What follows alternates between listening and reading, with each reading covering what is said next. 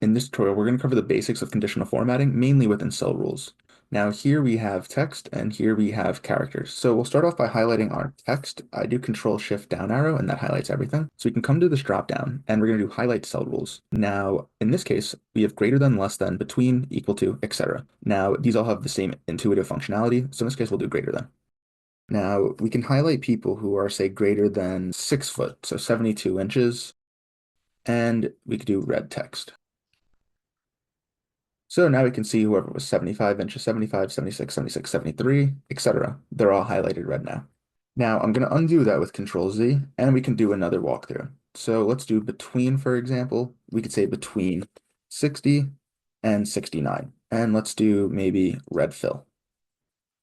And now you can see all of those values are highlighted.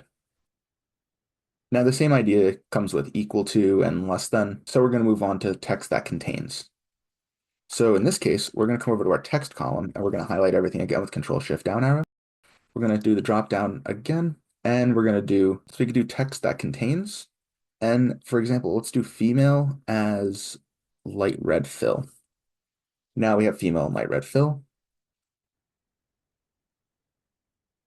We could also customize this if we would like. And for example, if we want, say, a purple fill, we could do that as well. Now we can get even more complicated if we would like to. Now, for example, we could do something with formatting. So we could change the font to bold and just press OK. And now we have it in a bolded format.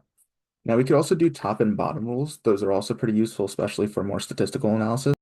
Now say we wanted the bottom 10% of heights. And let's fill that in as green. And now we have the bottom 10%. Once again, we're going to highlight everything.